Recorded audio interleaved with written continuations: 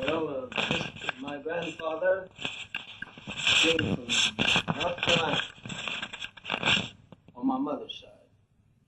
My grandfather on my father's side came from south of Nashville, Tennessee. I don't remember the town. And they migrated up here. My grandfather on my mother's side was a slave, and he ran away. My grandfather had no education whatsoever. His name was John Bragg, Sr.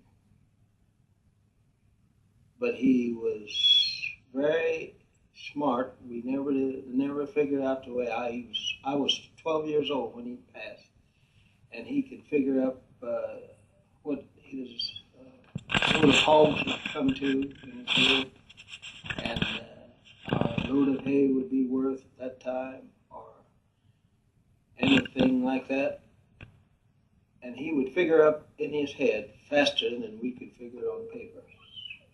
And he had to make an explanation for his name. He died in 1915.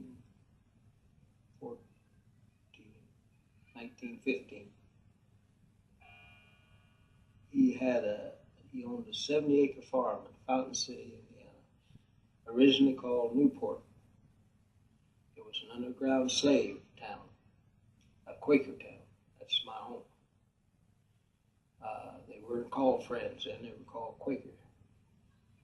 And they would bring them from Cincinnati to Fountain City, any way they could get them there. To a man by the name of Mr. Eli Coffin. Mr. and Mrs., I should have said, because his wife was with him. Pardon me. To Newport, it was called Newport then, but Fountain City, the way he got his name, there's so many fountains there at that time, just running fountains. And he was never caught, so the slaves were free, and he was a free man. When did he run away? And when did he arrive there about? Well, he arrived there about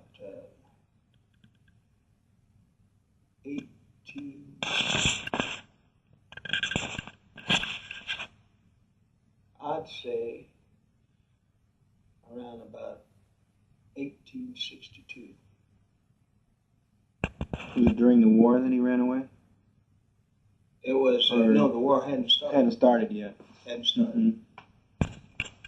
That's approximately when he did.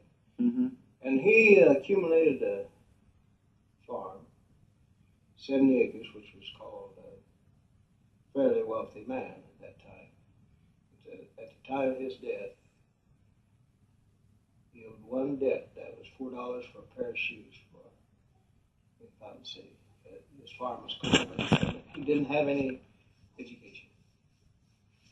And then my father was born at a little town called Wood Station. That's between Winchester and Lynn. And the reason it was called Wood Station, the GR9, was Grand Rapids and Indiana Railroad at that time. It was finally taken over by Pennsylvania.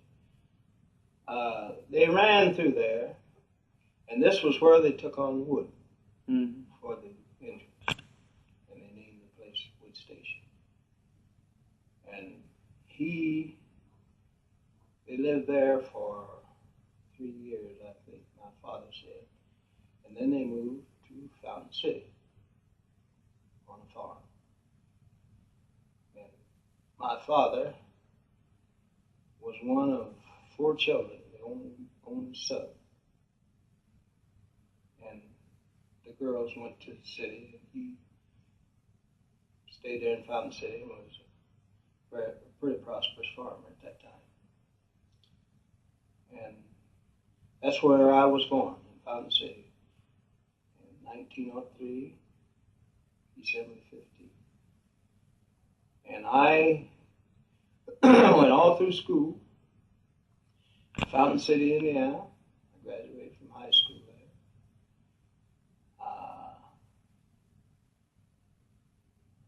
schools, they were all integrated. They always were up in my part of the country at that time. And then in 1900,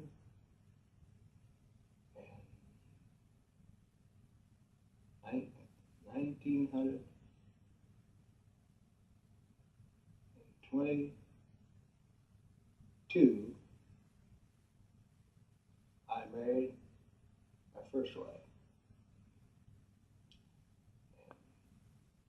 We had 2 children, and she passed in 1925. In 1928, I married in Muncie, Indiana. I was custodian, or janitor as they called it then, in a Rose Court building, and I shined shoes in a barber shop in a Rose Court building, which was called thought to be a very honorable job. And at that time, that any Negro or black man that had a job as a janitor, it wasn't custodians, janitor, was well respected, because that was the best job you could get, no matter how much education you had.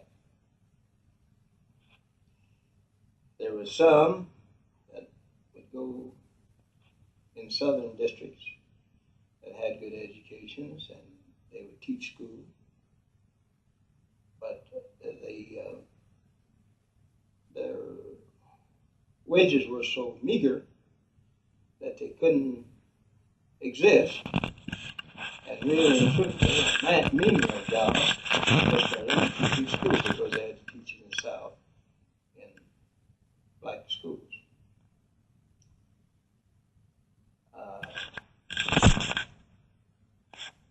I started in 1928 in the Rose Court, working for Fred Rose for $12 a week. 1931, if I'm not mistaken, is when Social Security came out. It took 12 cents out of my check, made me $11.80. 1931, when Social Security came out. As I said, 1935. I was wrong about that. But I paid it ever since it came in. And I remember there was 12 cents first out of $12. And that was counted a good job at that time. I worked there for,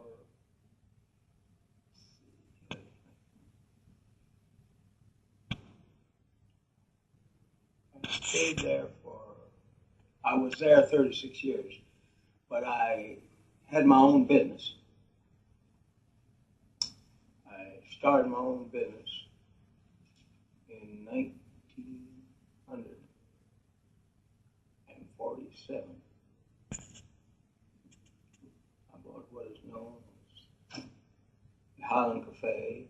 At that time, you had to do at least a third. They'd like for you to do 40% of your business would be food, which was quite a business then. And I had a license, alcoholic license along with it. I started with beer and wine. In 1958, I had 3-way license, beer, whiskey, and wine. But I found it to be a very profitable business, but a very nerve-wracking.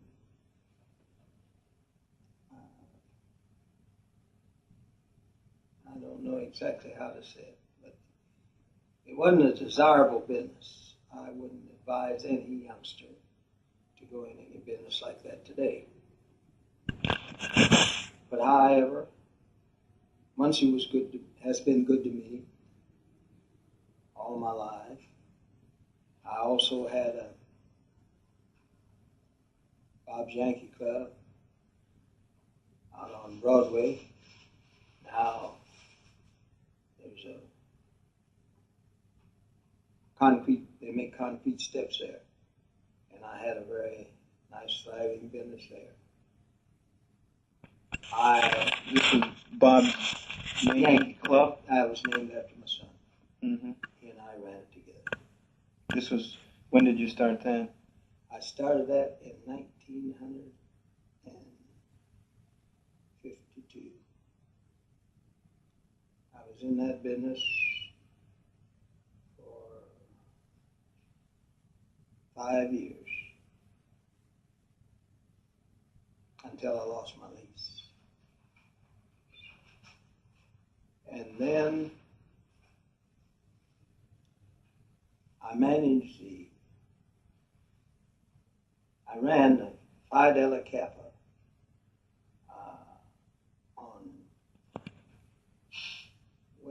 on East Washington Street, which was a thriving club, an all-white club at that time. And I had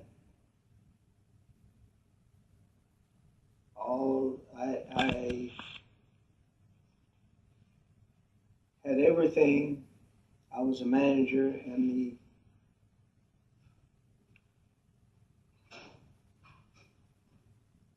planner, I suppose you'd call it. All the parties and everything like that. Everything was up to me. And we served food and some beverages.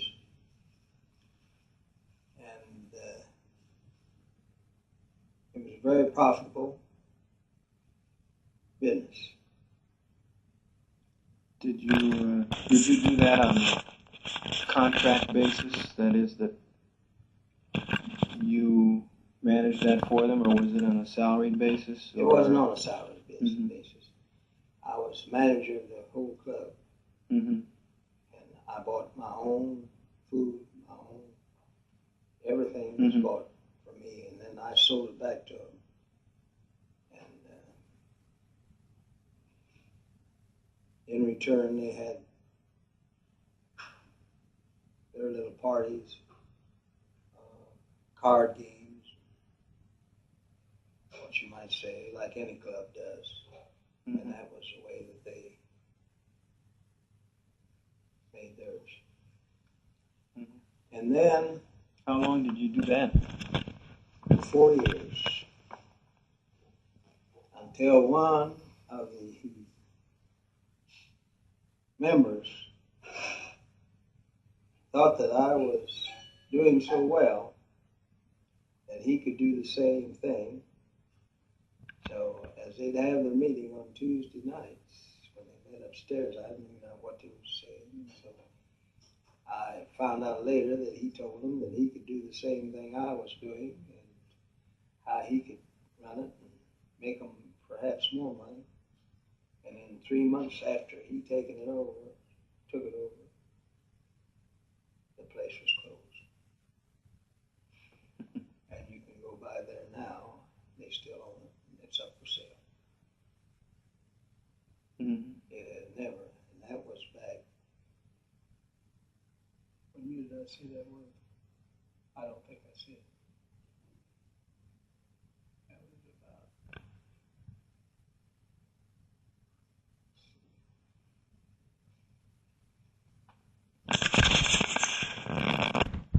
But it was a long, about, I might have got ahead of the story. It was long about 1948 or 49. Because World War II was over in 45. 45. Mm-hmm. Must have been about 47. Mm-hmm. Did you do that before you got into the Highland Cafe? No, I had the You Highland had Cafe that too. at the same time. You got Yeah. that in 1947. I had the Highland Cafe. I was janitor at the Rose Court. And in between that, I had Bob's Yankee Club.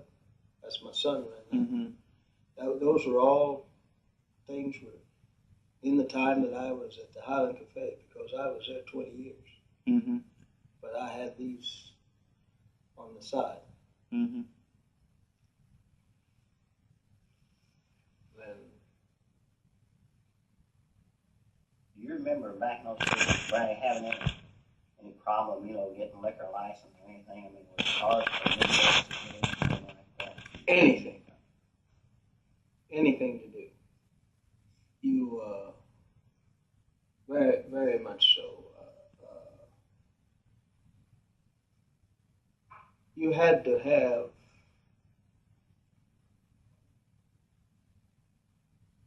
have twice as good a reputation as a white.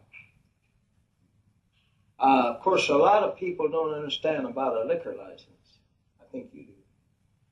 But you cannot have no misdemeanor or anything to get a license in your name. It's the only business I know of. They talk about it. It's the only business I know of. You can be a crook or anything you want to. You can go in the grocery business. You can go in the haberdashery business or any business you name. But you cannot have a license in your own name if you ever had any misdemeanor. And that's it. That's the reason you see that, of course, everybody cheats, but that's the reason you see so many of these fellas, maybe they'll get their license in somebody else's name or in their wife's name or something like that, because they can't pass it.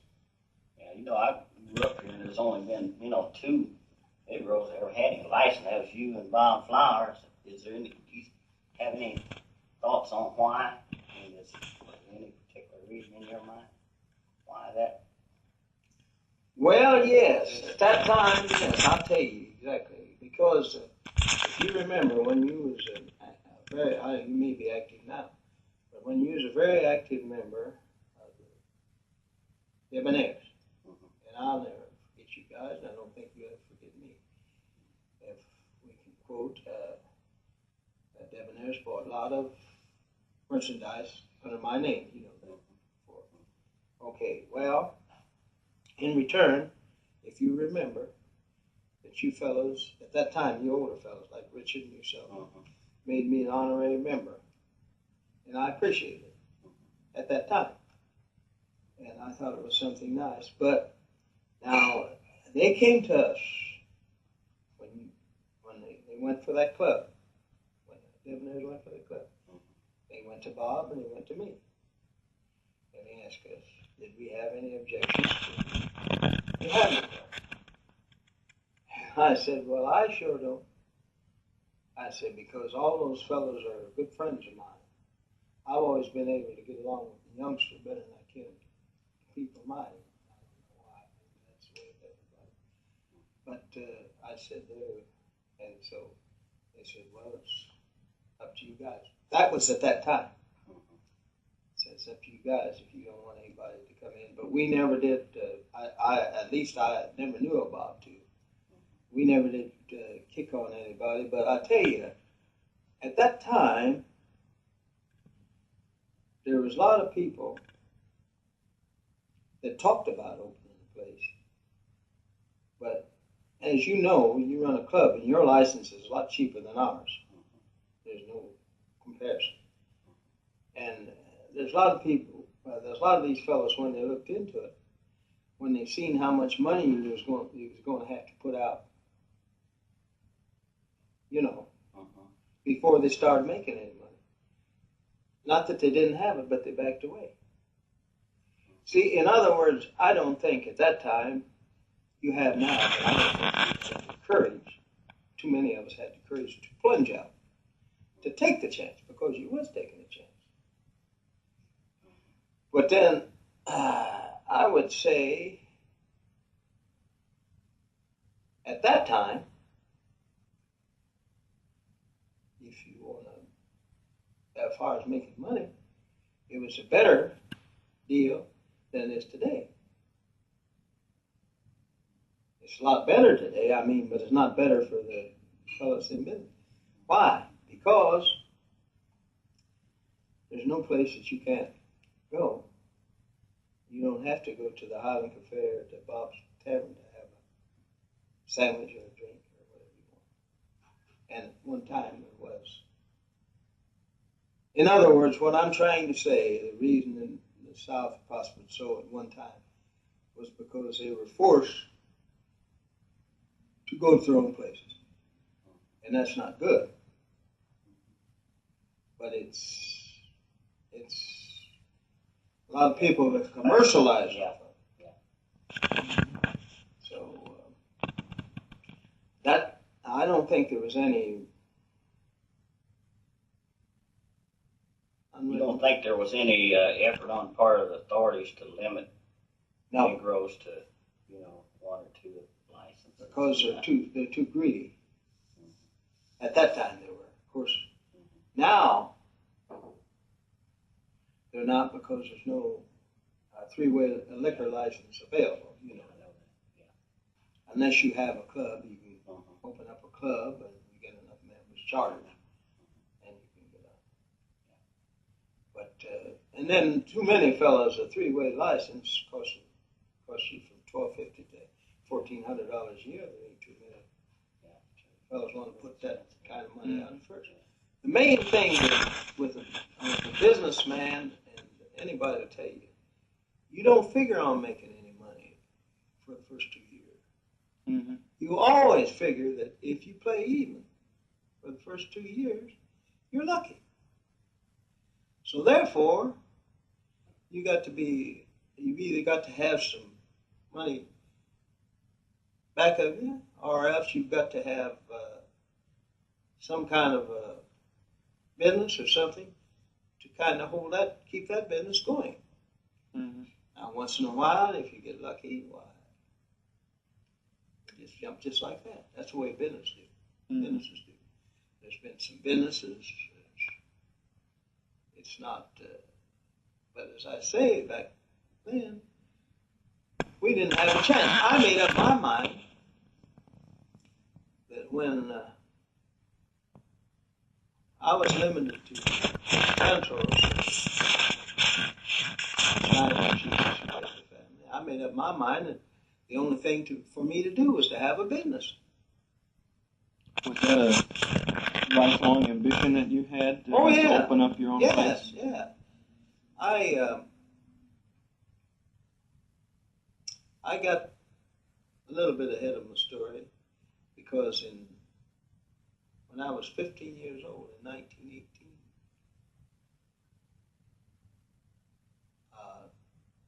Irish boy by the name of John Pegg in Fountain City, and a Jewish boy by the name of Fred Levin, and myself.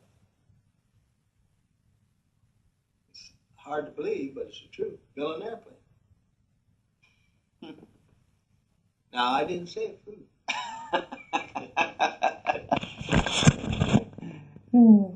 I had worked hard on the farm, and my father was very good to me. He gave me a fourth interest in what we made on the farm.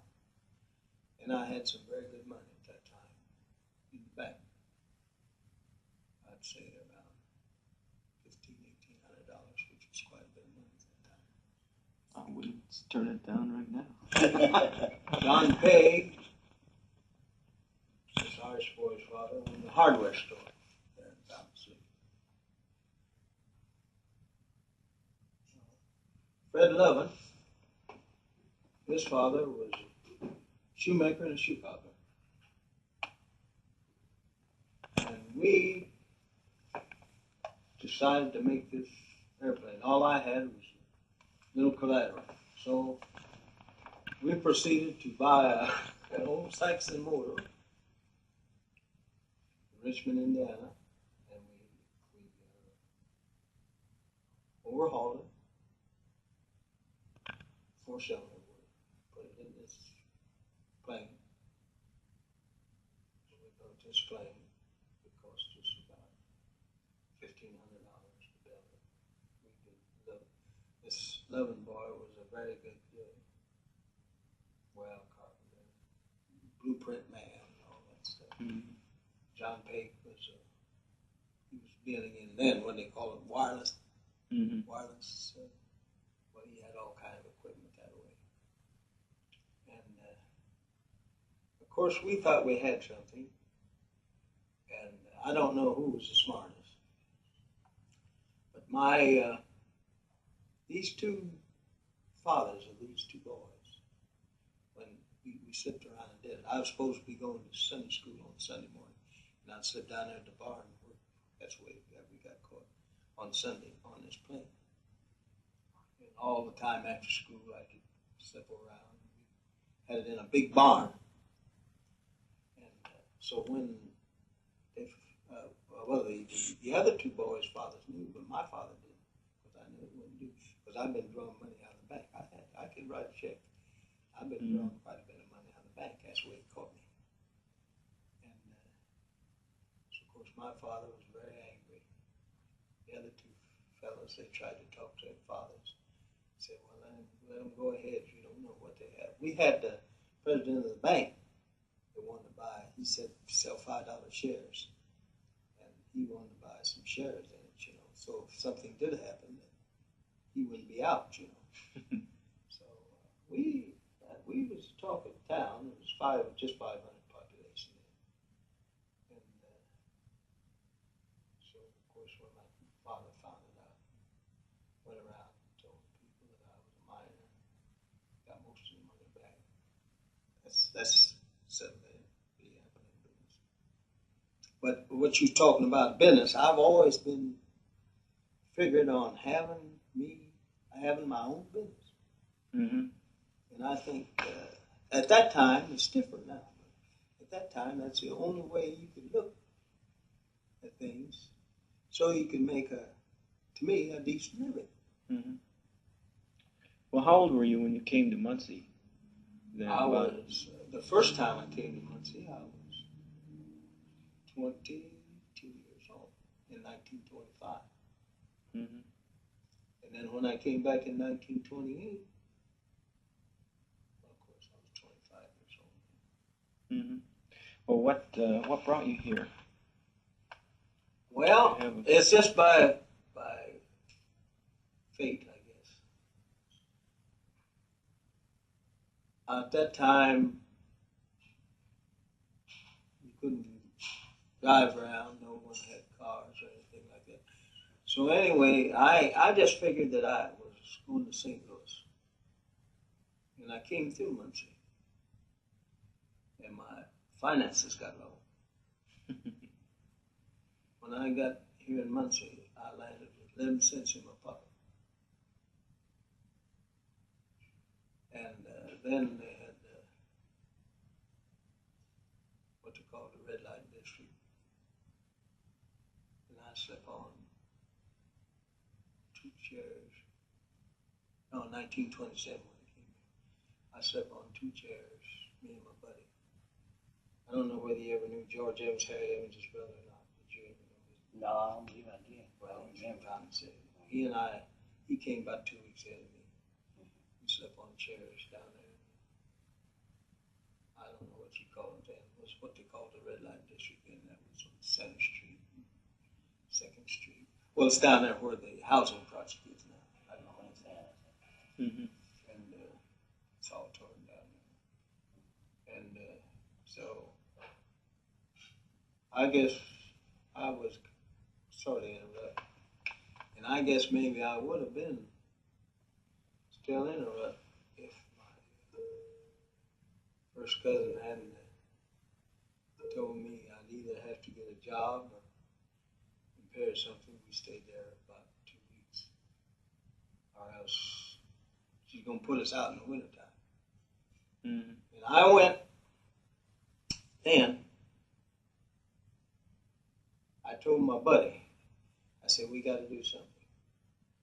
So we found Walnut Street, and one of us was on one side of the street, and one was on the other side of the street. And we Ask everybody if they had a job. Every business place on the street. Clear down to the railroad. We got to them. We didn't get any jobs. We was coming back up Mulberry Street, and I happened to be on the side where this barbershop was. And he was on the other side, which was at that time the urban station. And I stuck my head in this place and I asked him, "You got anything for a guy to do?" And he said, "You shine shoes?" And I said, "Yeah, I've never shined shoes in my life." Didn't even have no, nothing. No, nothing. And it was a fellow by the name of Robinson, his father, his son. He was a barber here. And Fred Rose, the owner of the building, came down there, and it hadn't been cleaned up for about a week. And this fellow, by the name of Ralph Chalfant in the barbershop. Ralph Chalfant? Ralph Chalfant.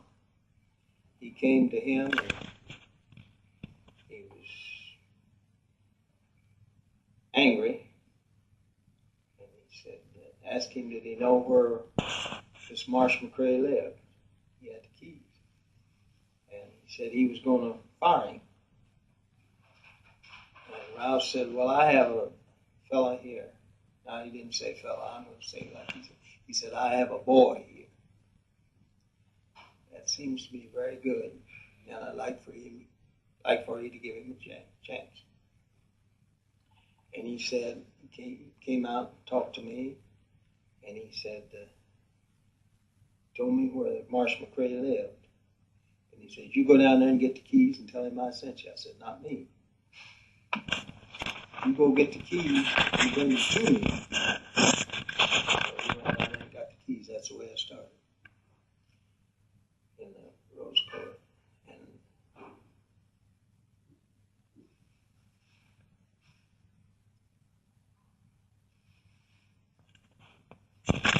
All about that time, I asked this one, who were some of the other, Negroes that were in business long about the time you were in business? oh, there was Ray Armstrong was always a fellow that was always, most of the time, had his own business. He started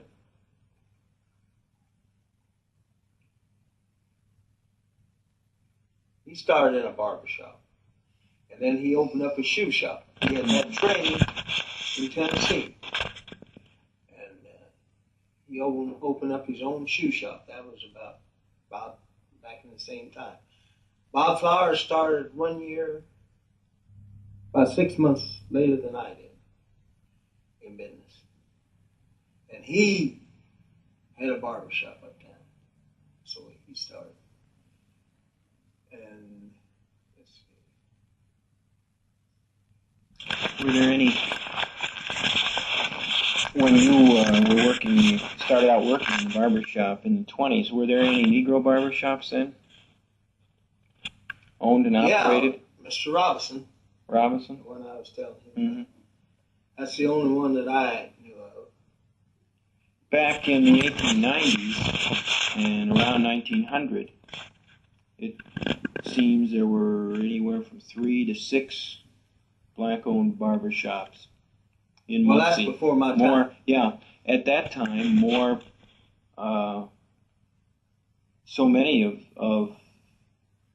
there were so many black-owned barber shops that it would seem that they had to be cutting hair for everybody, because the black population of Muncie wasn't that large in the 1890s. They didn't cater to blacks.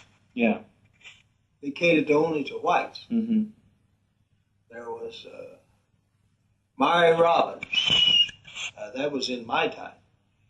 He had a barber shop in the Van Orman, it is now. It was Robert's Hotel then. Mm-hmm. But he only catered to white people. And did he have all black barbers? Or did he have more chairs than no, one? he had all black barbers. Mm-hmm.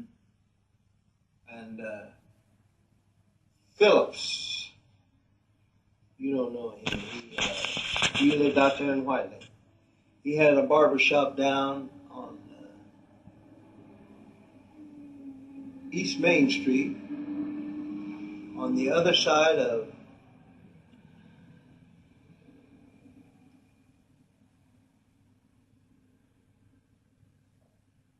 that would be on the other side of Beacon on East Main.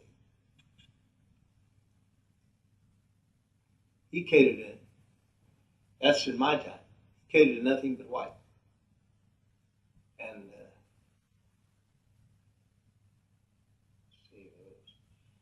I can't think of his name. There's another fellow that he and his wife, he had a barber shop, and his wife had a beauty parlor. Fawcett. Fawcett is his name. They're both deceased, of course. That seemed to be a pretty good business, but it wasn't. It was a good business because it catered to whites. And anything that the black Negro had to deal with his own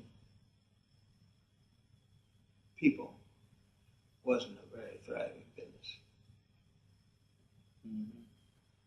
Outside of what I told you, that's the only business that I know that people would come and spend quite a bit of money with you. Mm-hmm. Was Richard Taylor any good? No. Reverend Johnson. I'm glad you brought that up. Reverend Johnson. Richard Taylor came here from Indianapolis. He worked under Reverend Johnson. Reverend Johnson preached a funeral, embalmed the body, and was a funeral director. He did everything. He was on the other side of the street. I guess you've heard about it. You remember when Richard was on. I remember it vaguely, next to Mr. Croon's. Yeah, well, back in there, it was just a big old garage building, just about. They call it. They had them. And, of course, Reverend Johnson died, and Richard was working for him. And that's where Richard created this way of embalming, keeping them for forever. He got that from Johnson.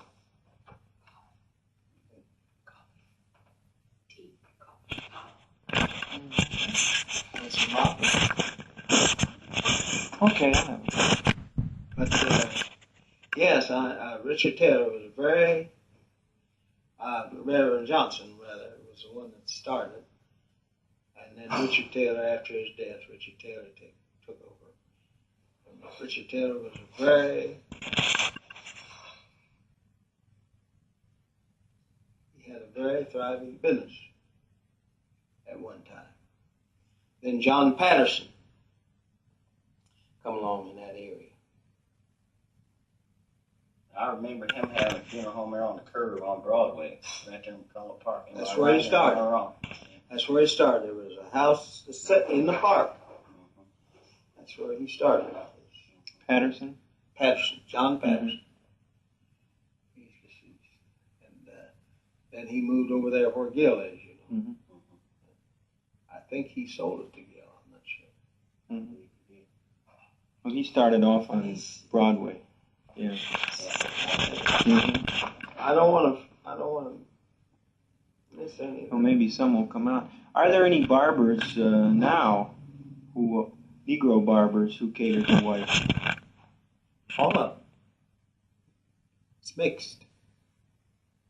My brother-in-law, Jim Wells, right back at the Island Cafe, I suppose a third of his business was white business. Still now? Still. Mm-hmm. And incidentally, when I was in the tavern business, I think at that time when I was in there, it was more the whites than was the blacks, because about a third of my business was white business. I always figured I couldn't tell your money from anybody else's. Uh-huh. That's the way I always figured it. Mm-hmm. And I had some very good people come there, both black and white. Mm-hmm. No trouble whatsoever. Mm-hmm. Never. Not between them. Mm-hmm. Of course, at any time, when we called ourselves making good money, we're going to have a fight. Now, a person wonders why that was. Because you'd have so many people in there that you couldn't stir them with a stick. And quite naturally, why? Somebody's going to get it. Mm-hmm. Well, did you buy that as was it a business, or did you start it? No, I didn't start it. It already was in existence. I bought it as a business. When I bought it off of a fellow named Alonzo Scott. He was in there 6 months. And he decided to make it strictly stag. In any business you go in, it's always better. Go ahead. Sorry. It's always better to have the ladies. If you don't have any ladies around, the business is not going to thrive. Can't get your bee without some honey. That's right. So, getting back to what we was talking about, he was going to make it into stag, and I would say he had a failure of it. I know he's awful glad to get out of it. Did he start it? I bought it from him. No, he didn't start it. He bought it. I bought it from him. He bought it from a man by the name of Beatty. Beatty? Beatty. He was the one that started it. It's one of the oldest the oldest taverns, not Negro, one of the oldest taverns in town. It was started right when Prohibition was over, right? When in the 1930s. Yeah. This man by the name of Beatty. And it had always been a Negro-owned. Yeah, it was started. Always has. Mm-hmm. And there's the license. What makes it? What makes it? I'll just tell you this. I don't want this particular, but it's sort of a valuable corner for this reason: that nobody can get a license there anymore. The license has to be turned over. I mean, if I lose the license, then no one could get a license there anymore. Now you wonder why? Because it's too close now to churches. Oh. But at the time it was there was no church. You like sugar? No thanks. Carl Beatty was the one. I said he was not only who started it. One of the first blacks. That is one of the first taverns that was ever started in Muncie, Indiana. Yeah. Because yes, he started as soon as the Prohibition times were over. As soon as the liquor came in, he started right away. He started with just a bear license. Yes, he's the one. I think there's one. I can't tell you which one, but I think there's one place in Muncie that's older than that place is. And I was explaining to him, I think you already know it, but I was explaining to him that the reason that license is so valuable, that when Beatty got the license, there was no churches around that place. So in turn, if I let that license go and don't transfer it, there'll never be another license there. Because there's churches within 200 feet of there now. And that's against, but they can't do anything about it because the tavern was there before the church. And the people, both blacks and whites, have been very gracious, very nice to me. And I tried to be nice to them. I've never had any trouble of ever having any trouble with the people out there about getting a license or anything, with any protests or anything like that. Never, from the churches or anybody else. Mm-hmm. When you bought it, if I may ask, and you don't have to answer anything, of course, if you don't want, did you borrow money? Did you get a mortgage on the building, or did you have the accumulated? No, when I tell you what really happened, That's a hard story to me. As I told you, it wasn't very much for a black man to get into good money. But my wife washed walls. She did day work. She cleaned floors. I had extra jobs besides the Rose Court. I had what they call janitorial service now, but I had all the offices I could find. We worked around the clock. Sunday didn't mean anything to us. And we were able to save.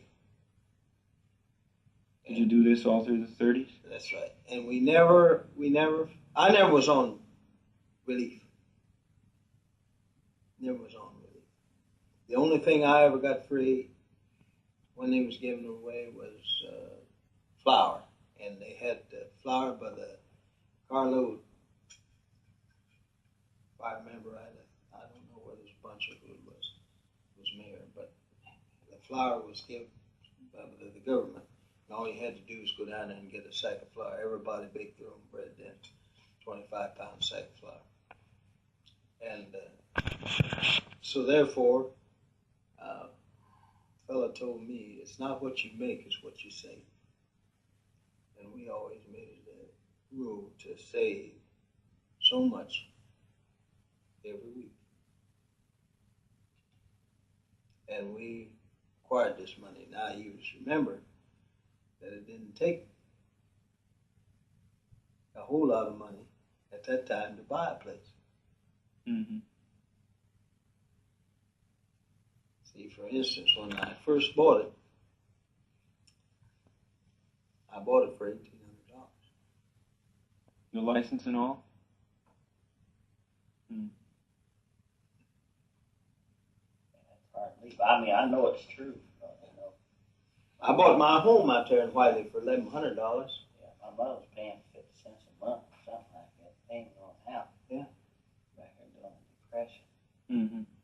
My payment, just paying the interest, but they let her keep it for 50 cents a month. Yeah. Something like that. then getting back to that, then on the other hand, I started buying real estate. That time, real estate was pretty good. When did you do that? Well, I started that in, the first piece of property I bought was my home. First home was in 1931. I bought this house, new house, for $1,100. Where was the address? 916 North Blaine. And then on each side was a lot.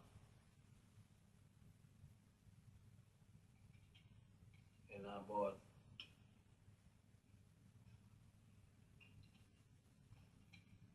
these lots. One of them was up for tax sale.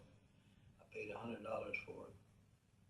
That was on the south side, which become 914. And the other was on the north side. Bought it for $50, which become 918. I built the house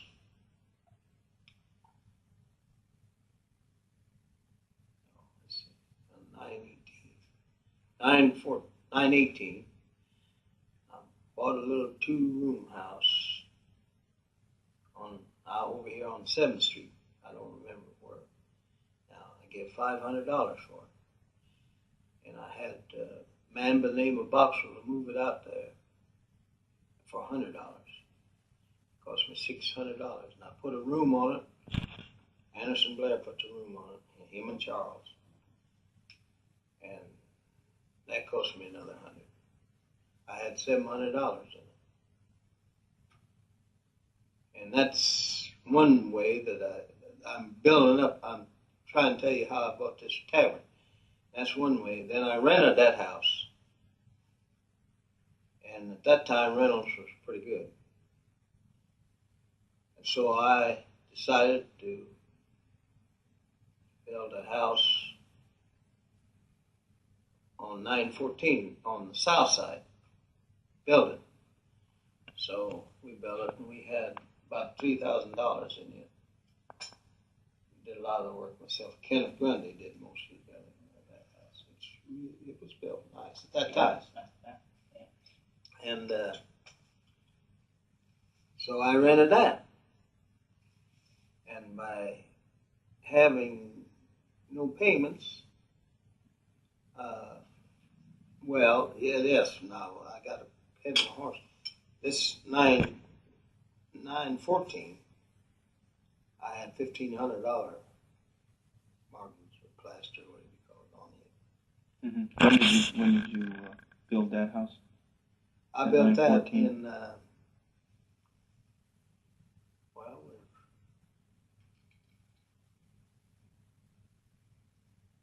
have been, let's see, 1900.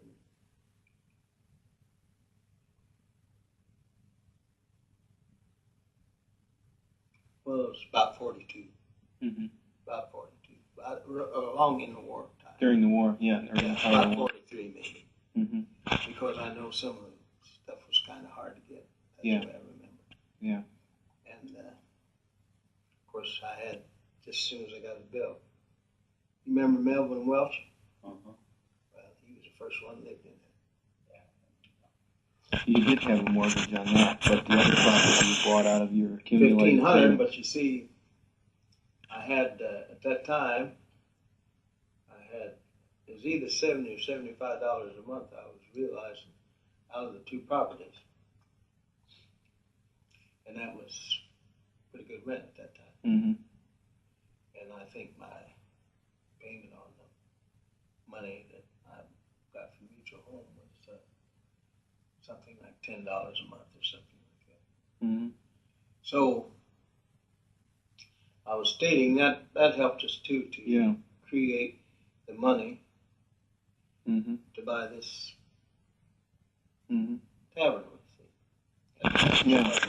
Did you have any difficulty borrowing the money and getting the mortgage during that time? Oh, yeah. I wouldn't have got it if I hadn't knew Walter Burke over at the bank, over to Mutual Home. He came in the shop all the time. And yes, and then they had to come out 2 or 3 times and inspect it while I was building. After I started building and seeing how it was being built, they didn't have any more trouble. But they would come out and look it all over and everything. Oh yes, it was just. I wouldn't have got it if it was just like pulling hen teeth. I wouldn't have got it if it hadn't been for he being a good friend of mine. Was this the older guy? Did he? Walter Burke, yeah. He's the one I got my mortgage. He became president. Yeah, he's the guy that signed the papers when I borrowed money just a few years ago. Mm-hmm. The same guy, yeah. Is that because you were a Negro, or is that because money was tight? Definitely because I was a Negro. Definitely. And it's not, regardless of what you think, it's still that way.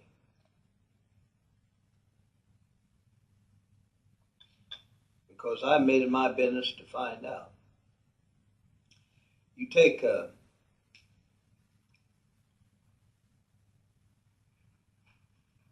white man and his wife can separate, he can get a divorce, he can lose a home, he can go right out and get another one. Black men can't do it. They've got a certain setup whereby a black man's interest is higher. Well, I can see why he can't borrow. The average black man can't borrow as much as the white man because his earning power is not as good. I can see that. But that all is. Mm-hmm.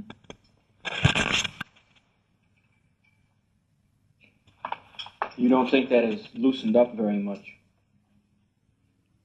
In other words, No, that isn't not a great deal. That's 30 years ago that you were getting a mortgage. Yeah, then you I don't think don't- that in the 30 years it's changed that much. No.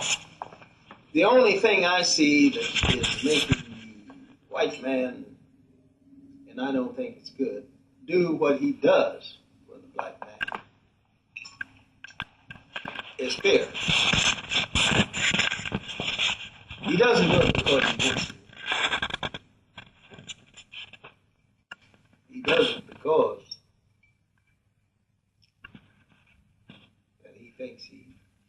It's not only fear, it's guilt and fear. Put the two together. Mm-hmm.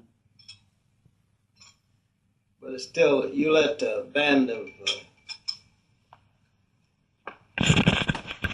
12 black men go together, like myself, 10 more, and want to start a business.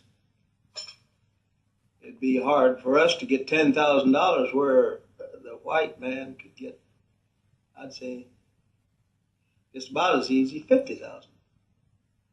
That's just about the ratio it is. And I can't, that's my version of it. I can't see where it's improved. Not too much.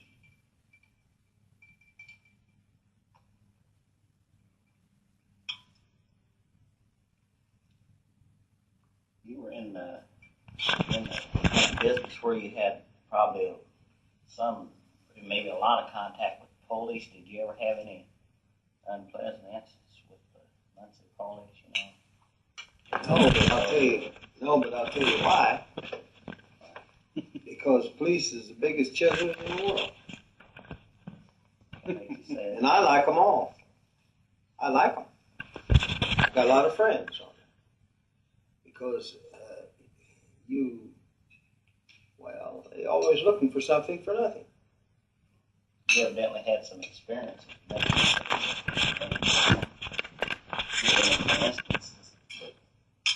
Well, I'll say this way. I laughed at when they tried to put Jim Carrey on the spot. That's all I have to say. Yeah, I heard some good stuff. I got some lines. The clientele at the cafe was mixed then. What other kind of insights you want to share with us about having a business like that?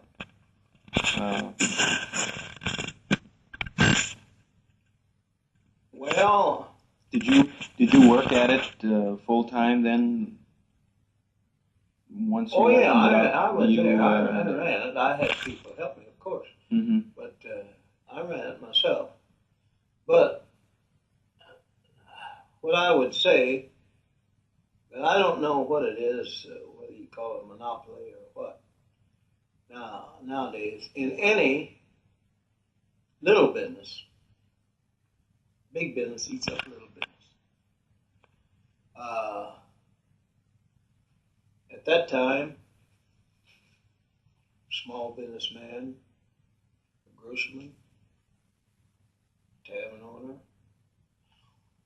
William Parrott Mm-hmm. had a grocery store on Highland Avenue, Mm-hmm. and he was very successful. Mm-hmm. Very successful.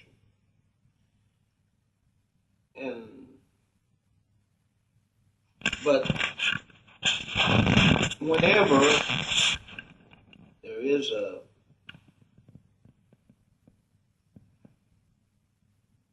business that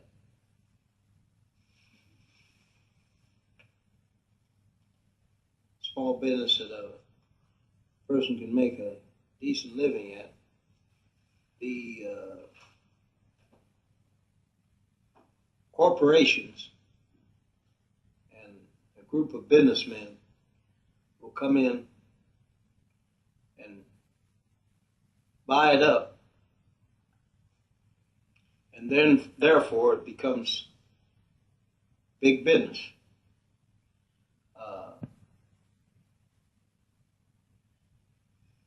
money,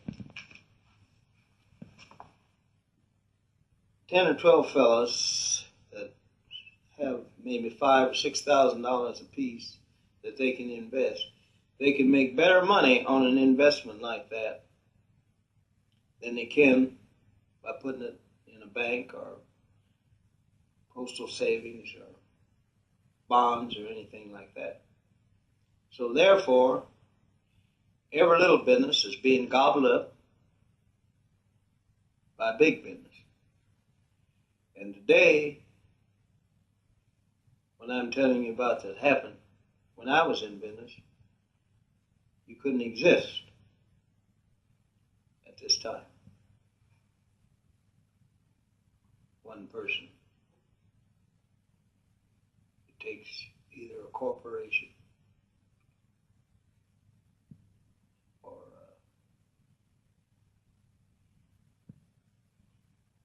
a club or some kind of a name behind it for you to make any money out of it. And therefore, you've got to have quite a bit of money to make any money, because those people go for high rates of interest, and they can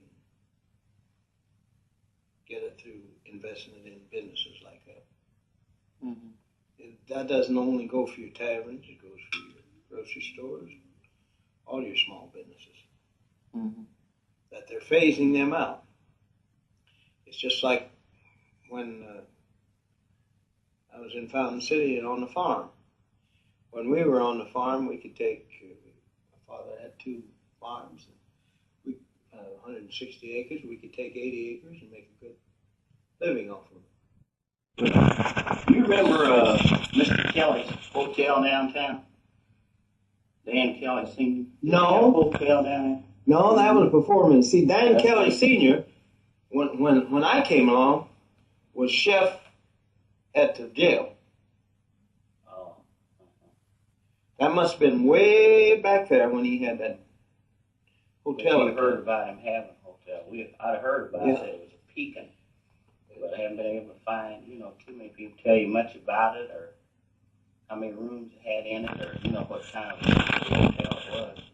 Mr. Rice, when I came to Muncie, him and his wife had a hotel and the rooms.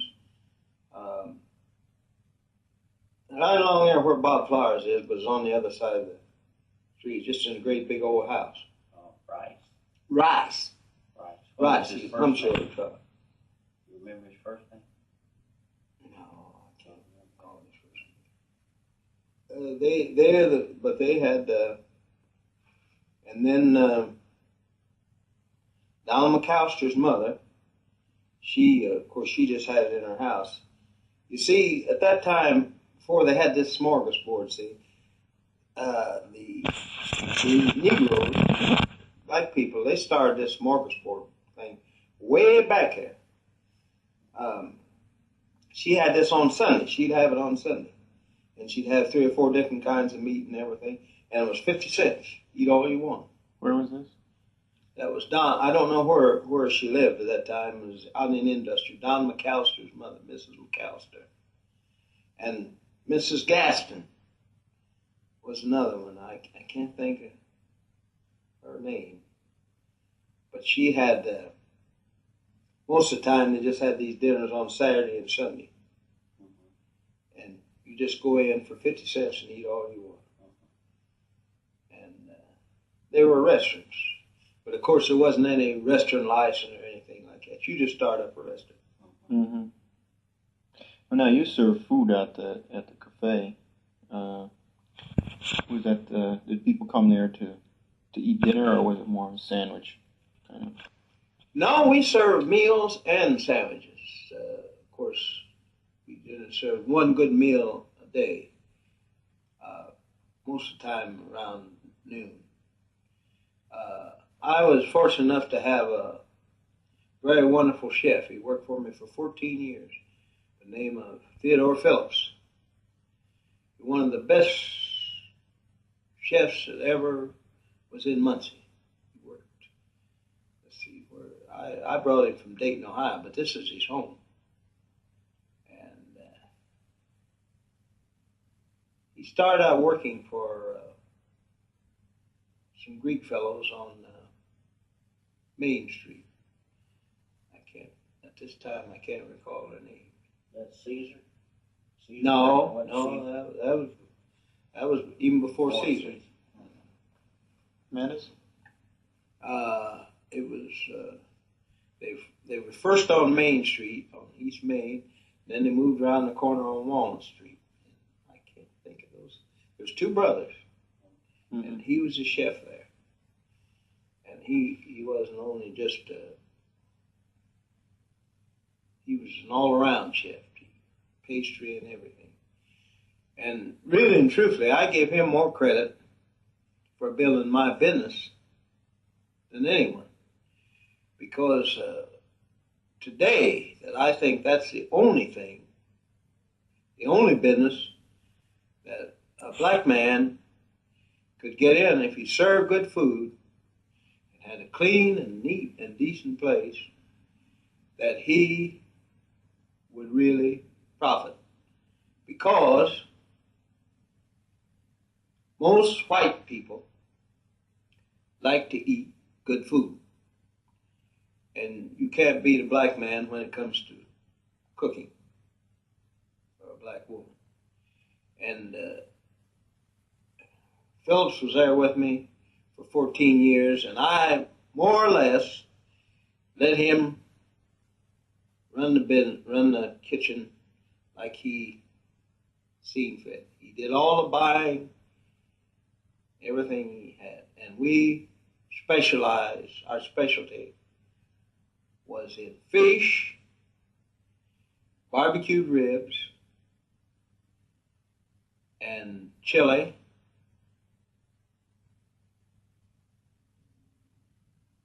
and chicken. Half a chickens. Cooked them in a deep fryer, real piping hot. Of course, he made a menu every day. We had it up on the board, and we had mostly working people, like crews, like water company, gas company maintenance men, and people that work outside. And so those kind of people, they'd all come in and eat their lunch. It was a meal. It was a dinner. And at that time, we first started at 35 cents. And then we went to 50 cents. And then at last we were getting 75 cents. But, and we made money. I'll go to the country, as I was a farmer, and you could buy these white rock fryers on foot, weigh about 4 pounds on foot, $1 a piece.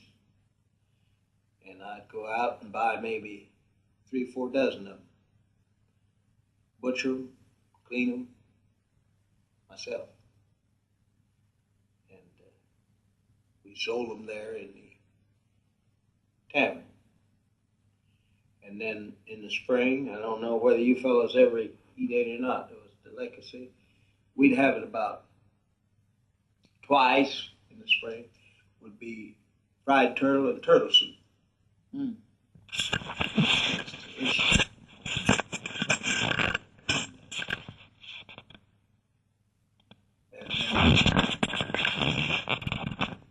Around Thanksgiving, just about every Thanksgiving, we would roast around a 100-pound pig. And of course, I laugh if you gentlemen will watch your paper after the fair out here. You'll see different restaurants telling you that they bought a 4-H club beef and come to their place and eat. you think you're going to get that steak out of that beef. That's the way we were. We would roast this one pig, and we might be selling you pig for a week, but it wouldn't be that big. Mm-hmm. See, that was your advertising. Mm-hmm. Do you remember much about the red light district and how it was? You talking about that? Yes. Mostly Negro women. Yeah, it was all segregated. It was all segregated. Yeah. Mm-hmm. There was a woman, the white lady, by the name of Reba Fenwick. She had everything sewed up in this town on the white side. But it was all different. Down in the Negro district, red light district, which did the most business. The reason they call it red light district, every little shack, what you call them, I call them shotgun shacks. There'd be 3 rooms going right straight through. Something like that's down there on Brady Street to Hurley, you know, right straight through. Yeah. Well, there's 3 rooms. And they'd be right side beside each other. And everyone, there were some people that lived there, was all right. But everyone that was prostitute or doing that kind of business had a red light. And that red light stayed on. That's the way they got the name, red light district. And you knew where to go.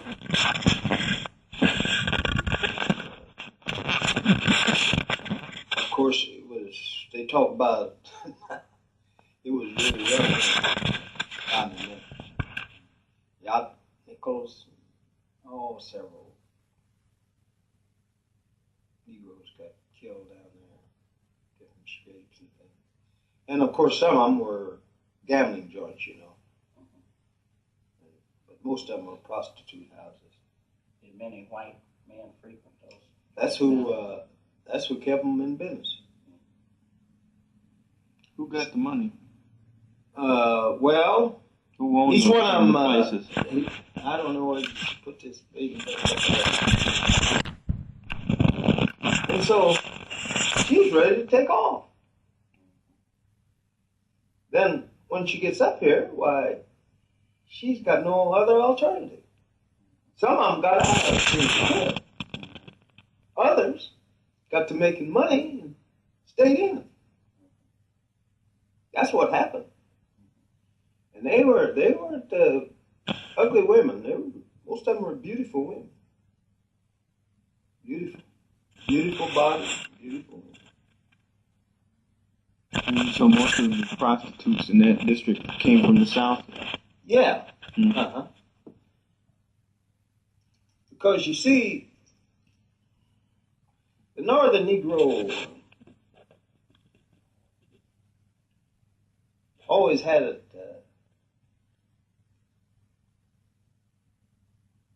a lot better than they did what we call across the Mason-Dixon line on the other side of the Ohio River.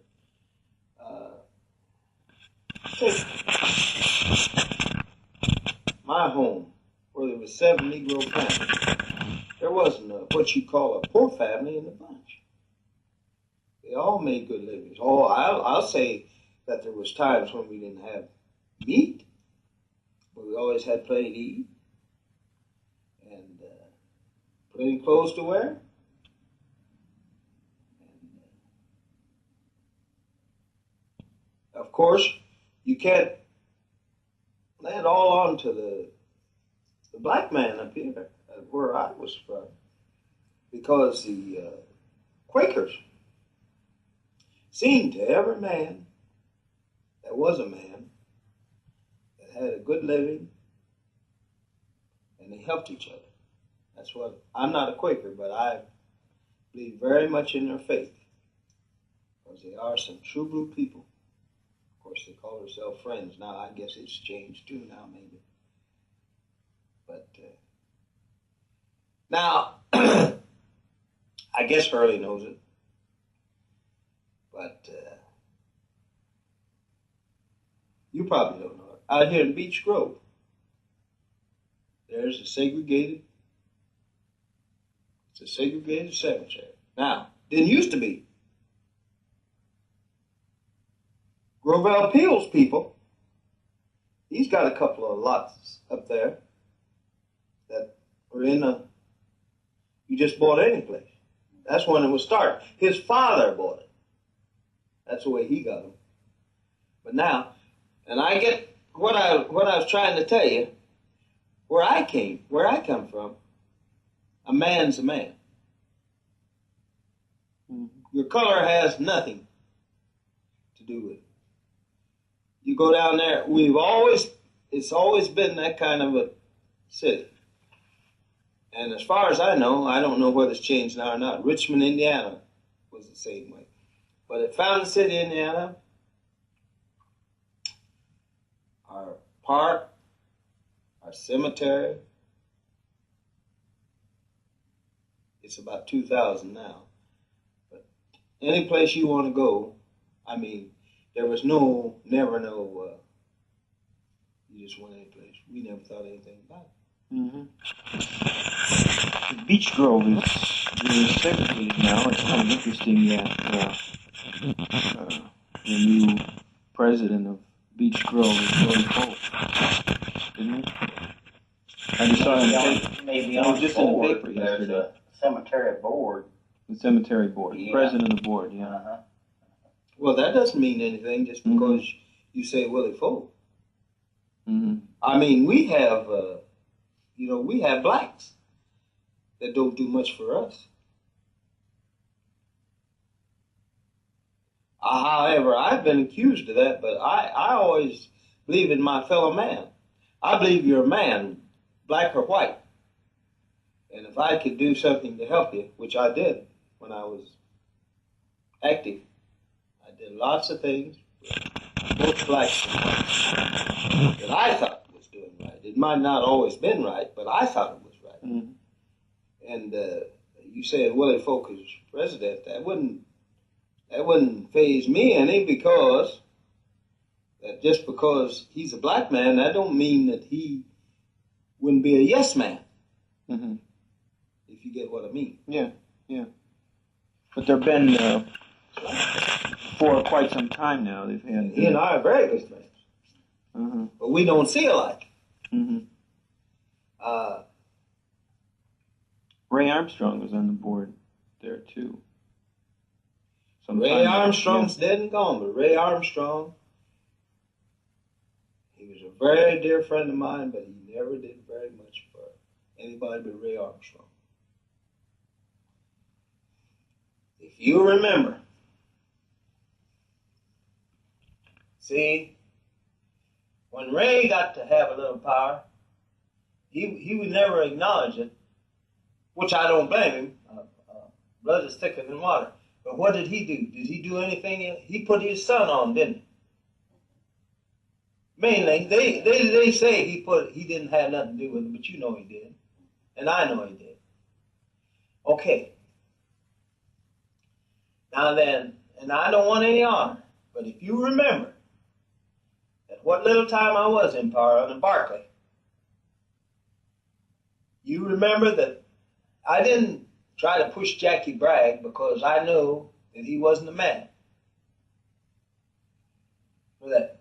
But Lowell Taylor, which made an ass out of himself, and Johnny McCain at that time did too, if you remember that those were the first two, not the first, they were the first two policemen appointed under the Barclay administration. I remember when they were appointed. And I recommended both of them because we had that understanding. Of course, you don't play politics that way anymore, and when it's good, you don't. But we had that understanding before he ever got to be elected mayor. That was what I wanted. And, of course, they went out and worked. They worked along. But what I'm saying, that there's a lot of, we older fellas, I don't think I was, maybe I was, but we're selfish. See? Now the like you and Hurley and the guys nowadays are more I'll say, willing to help the other people than they were back in my day. See, it was kind of a selfish motive. In other words, you've heard of Wick Adams. You don't know much about him. He's an old-time politician, and he never did anything for anybody, but mostly himself. Then he go around and talk about the people that he got to do things for. You think that that's because it was just rougher then, and so if someone made it, he could lose it faster than now? Well, in other words, you know, in a way, whites being as powerful as they are and as ornery as they are, a guy who gets somewhere, if he's black, can be kind of vulnerable. And so if you got somewhere back 20, 30 years ago, it was very easy for you to lose it. Well, of course, you had to watch yourself more because in other words, the whites would use you. Mm-hmm. But you had to think before you did anything. Like if someone would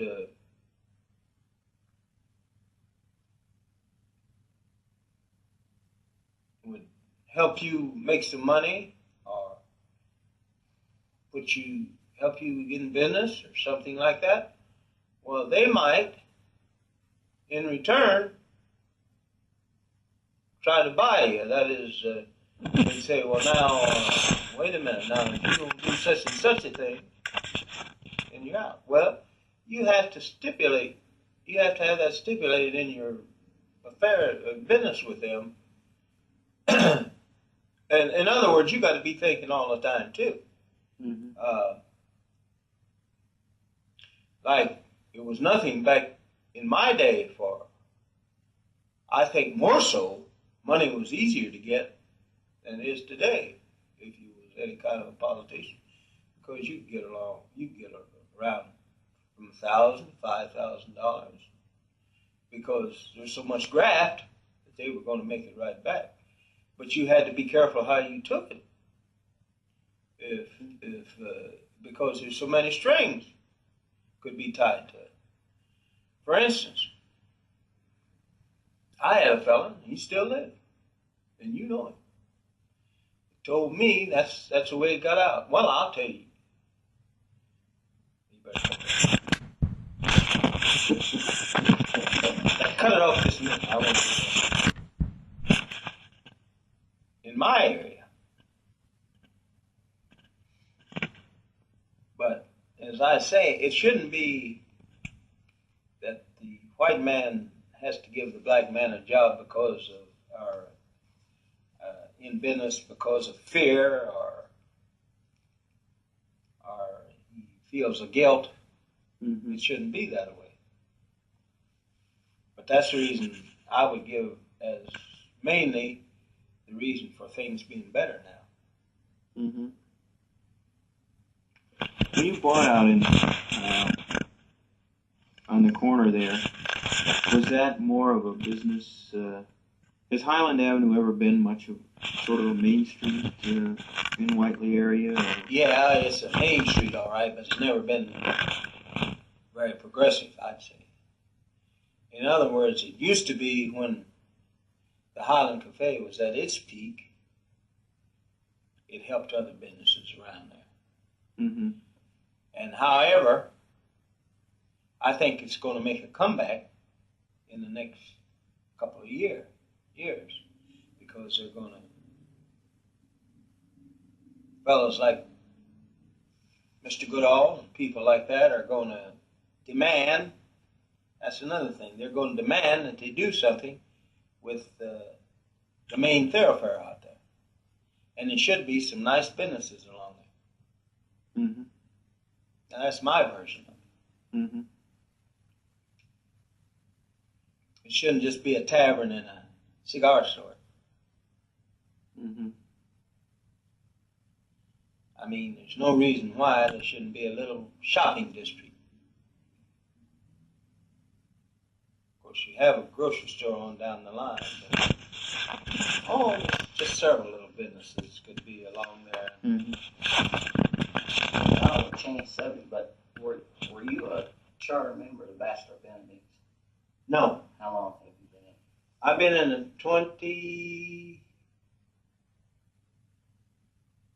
about 28 years, but it's been going for 50.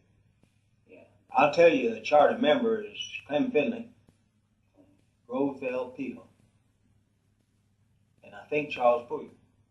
They're charter members. I just wonder. I guess probably you organized for about the same reason. Most young groups like us, younger people like us have something to do. Social life. That's the primary reason for that. Well, yes, that was the primary reason. Mainly social life, and at that time, when I was in it, there wasn't hardly any place to take your wife out for an outing. And so that's the reason we really created a dance. It doesn't, a social affair is what it says. It doesn't have to be a dance. And then that's one of the annual things. And then entertaining our wives once a year, that's an annual thing. And an annual picnic. 3 things. That's what it really was. It's a man club, but then just as all of our clubs, there's a woman behind it. Mm-hmm. Yeah. Women have to be social. So now that it's kind of like, well, I wouldn't say maybe perhaps don't do as much as you debonaires do, but we always try to give so much money on a scholarship. And to Heart, Red Cross, Heart, different things like that, not everything we give to it. But outside of that, it's mostly social. That's what most social life, even back in those days, were kind of centered around social clubs, like as far as husband and wife is concerned. You could go to red light district or something. I guess I don't know whether you. I guess you still belong. I don't know. No, you don't belong either. I don't know whether you do or not. You still belong, Mr. and Mrs.? No. Well, I wasn't sure whether you did or not. Mm-hmm. Well, that was one time. That was a social club.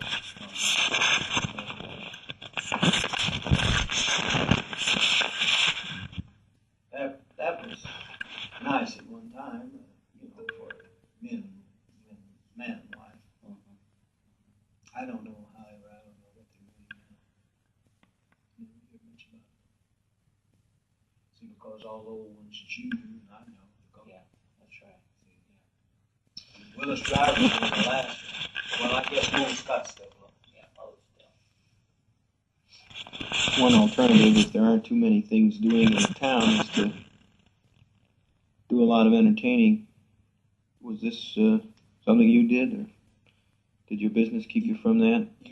Well, that is, if you don't have a lot of night spots to hit to take your wife and so on, you have friends and do a lot of partying. No, we never did. Back around. I just wonder if this is, for instance, in Washington, D.C., it's a common thing that all the government people, they say, well, the big social life is just between people in their houses, they have each other over, this kind of thing. Well, is that true in Muncie? Because there aren't that many public places to go to,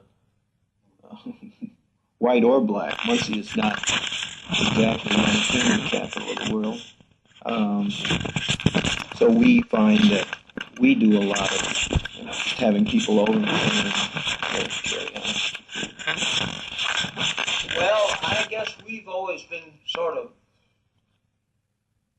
homebodies. By being in business a lot, and by my wives coming in contact with people all the time, we always found it very much better to be left alone sometimes. Mm-hmm. To show you how we do, now, New Year's, I did some entertaining. And I guess we entertained about perhaps 12 or 15 couples. And so therefore, we figured that we get it all over at one time. Mm-hmm. But it was very nice. Everybody seemed to have a good time. So, but I'm not sociable. See, I've been in business, and every day I'd come in contact with a lot of people. Just like my wife now. See, she's gone to the license branch. Come in contact with a lot of people. Just like his wife. Just like him. I don't know how they are, but you feel like when you get home, you know, you like to take things little. Yeah. Mm-hmm. Is that your version? Yeah, I don't stay home as much as I should, but I'm going to start doing it more. Well, you can't hardly help it. No, I know it. Yeah, I know. Yeah. And then, you know, we go there to the club quite a bit. You were here in 1931. Oh, yeah. Were you here when they lynched those two boys in Marion? Yes, sir. Do you remember? Yes, sir. About that? Yes, sir. That was Johnson. Johnson went and got him. They said that they put it out that they wasn't going to let him come to Marion and bring those boys out. And he was a very religious man, but he also was a powerful man and a fighting man. And he says, I'm going up after those black boys, and I'm going to bring them back. And he did. And I seen him. And one of them was just about as light of skin as he is. And he was darker than I was. They had drove him to the town.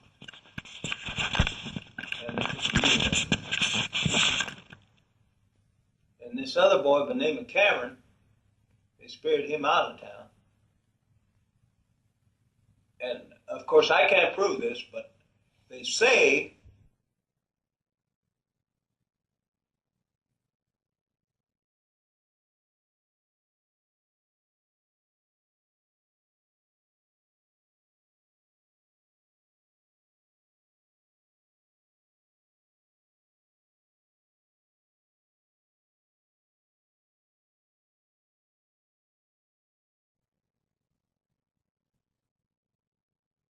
any individuals or families of Negroes in the time you've been in Muncie that you would say would be outstanding, prominent,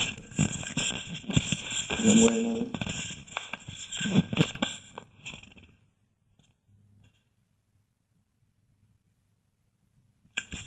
I don't know anything about it. Fred Crapo. I worked at the wire mill in 25. Indian steel wire. Yeah. In 1925. Fred was a young man, very poor man. And I can't tell you whether he was married to Kisselman then or not. But he was very energetic. And he's one poor man that made himself. I don't think he was married then to a Kisselman. But he worked there, and he worked hard. He told us that I'll say that this was in 1925. And because I was working there, I worked there for about a month, as I said, when I lost my wife. Well, we got, as I remember, I think he was a former boss, we got made $24 a week, worked a half a day on Saturday, 50 cents was taken out for insurance. We got 40 cents an hour. I got 40 cents an hour. The cleaning house was paying 37.5 cents an hour. And he, this Crapo, was boss, and then he worked himself up into the office, which, what made me quit, I have to say that, what made me quit the factory was because the fellow that worked beside of me, he and I worked together. He was white and I was black. And he went on up, and I stayed where I was. And I knew, because I've been showing him what to do and telling him. And I knew I was smarter than he was. And I just said, the heck with it. Get on out of here. I can't. So anyway, Mr. Crapo went into the office. And he helped them work out something about this galvanized wire. I don't remember. Got a patent or something. He worked pretty hard on it. And he is a self-made man. I ever kind of made a fool out of him after he got it. But then he was a self-made man. That's one white fellow that was self-made. And there's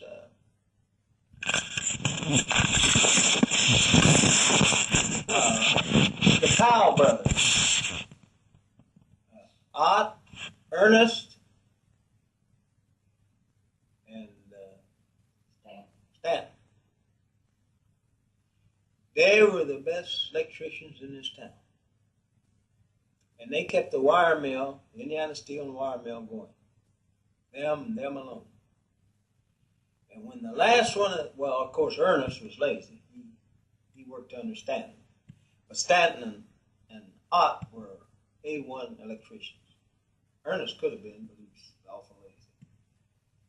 And after the last one of them, I think was Ernest, got out of there, those three of them, I think today, of course, maybe spinning large, but I think they got about 20 men doing what those three men used to do as electricians. And they said that no one had the ability to keep things going like they did. They had an awful time when Stanton got left there. Stanton was the last one. I remember them, Dave. I remember him teaching me in Sunday school class. Well, there was three men that really helped build Muncie. The Powell brothers. I forgot about them. Where was it? What connected this? Indiana Steel and Wire. Indiana Steel and Wire. And They were probably the only black electricians in Muncie at that that's time. right. That's right. This was back in the 20s. That was back in 25. Mm-hmm. And I was trying to think of somebody over here at Ball Brothers that time. Ball Brothers was going real great. And it was manned mainly by black people. That is, I would say that probably 60% of it. That was the leading, business. And they paid pretty good money. Well, yes. What's that man's name? I wanted to tell you that man's name. He's got a book out that invented this fruit jar. See, they used to have to mold it by hand. Mm-hmm. And he invented this contraption so important. Got so much molding off there and did it by machine. And what was his name? His last name was Brown.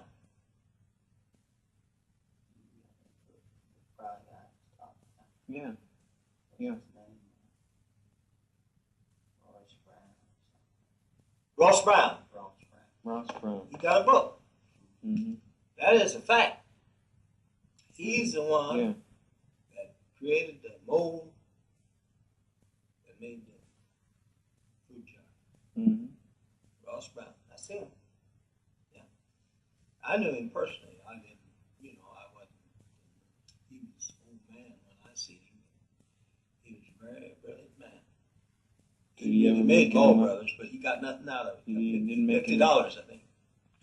$50 for a big gift. Of course, what he did, you must never let your left hand know what your right hand's done. He told a fellow about this, and he was going to get a patent on it. And really and truthfully, Ball Brothers stole it. See? He told his foreman or somebody, and they just changed it just a little bit, and they got the patent. So he never did really get the recognition he should have got. Ross D. Brown, that's his name. Did you have any relatives when you moved here that were here in Muncie? One, Any family? Gertrude, my father's sister, but I never went around her. Gertrude Lampkin, lived 1005 North Wolf. Gertrude Lampkin. She. Sir? Go ahead. She was here when you came to Muncie? Oh, yeah. Mm-hmm. Yeah, you see, at that time, these women that worked in, were maids and things, they were looked up to, too, She worked for Ball Brothers. Aunt Gertrude. She worked for Ball Brothers, see? I forget, Arthur. Well, the last one she worked for was Arthur Ball, but she worked for his father. Excuse me. Gertrude Lampkin's husband, Albert Lampkin, was a coachman for Amos Whiteley. That's where Whiteley got his name from. That was back then. What was the coachman? What was that? He drove 2 horses to a coach. You've seen them old, like the old stagecoach. Only he was driving. Yeah, he's chauffeur. That's what it was. Same thing. He drove 2 horses, 2 beautiful horses, and he sat up on top there. And then he had a high top, black hat, black suit, full dress, white gloves, and then inside. They rode inside in this coach. It wasn't like a stagecoach. It was finer than that, Beautiful. Beautiful. They had stables and horses. Where did White live? They didn't live out in that area. No, it was out there, right along in there where Ball Brothers meet, where they built all those fine homes. Mm-hmm. Just about along there. But he didn't live with them then? Oh, A no. lot of times a coachman would have a place, on the state somewhere. Well, he stayed there part of the time, but you see, where he stayed was just like, see, they had a stable, just like you'd have a garage. Mm-hmm. And the horses were down here, and of course, hayloft, feed and stuff was upstairs, and then maybe they'd have a room there, for the room. In fact, they had, of course, the coachman was the big shot. Mm-hmm. The groom was the one that kept them horses clean, They had a groom too, see. And the coachman, he'd have him a room, where he dressed. He had to come out there looking immaculate. But of course, if he was out there and it was snowing or raining or something like that, he was out there. He was out there with the horses. He was sitting on top of there driving. but it was, at that time, it was just like a chauffeur. Mm-hmm. That's what it was. Well, now, since you've been here, let's see. One of the things I'm interested in finding out the growth of a family. I imagine there's a number of Braggs in Muncie. Well, not too many. There's two sets of Braggs here. There's my set, of course, is from India, and the other set, which could be some kin because they're from Tennessee. That's Bill Bragg's people. You know Bill Bragg. See, I have, that's my family right there. That's the whole family. I have, well, of course, my daughter on the end, she's youngest. She has one child, of course, it's a Mitchell. It's not a Bragg. And my son there, next to her, he has two children. What are their names? One of them's a boy. James Bragg. Okay, now this year, the daughter's name is? My daughter? Yeah. Patricia Mitchell. Mm-hmm. And that's Jack C. Bragg next to her. He has two children, a boy and a girl. The boy is James Bragg. Of course, the next one there is my wife. The next one is me. Then that's my oldest daughter on this side. She has one. I have one granddaughter. She has one daughter. And I'm kind of proud of her. Her name's Margot Middleton. Oh. Yeah, I hear her voice. Yeah. Now that's So, Margot Middleton is your have. granddaughter. It's the only granddaughter I have. And your daughter, her mother's name is? Martha Billings. Mm-hmm. And Bobby Bragg, Robert Bragg, on the end there, he has three boys. One of them's John Bragg, one of them's Robert Bragg, and Reggie Bragg. All of them are sports-minded. I guess you remember 2 or 3 years ago, about the last time Central had a good team, wasn't it? John Bragg, my grandson, was, they went to, what did they go to? They went to the finals. Went to They the went to the finals. last four, yeah. Mm-hmm. And so, well, yes, I got those 4 grandsons, 5 grandsons. Yeah, but Patricia four of them's Braggs. Yeah. And one of them's a Mitchell. And what's his name? Gregory Mitchell. Mitchell. Mm-hmm. And Jack Bragg's children Are, now wait a minute. Boy, that's it. James Bragg's the boy. And,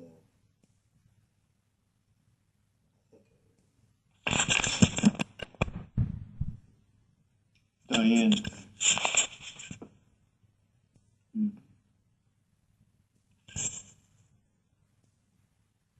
They all live in Muncie. Is that right? yeah, They all live in Muncie.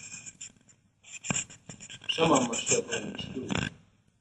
Gregory Mitchell is finishing up this year in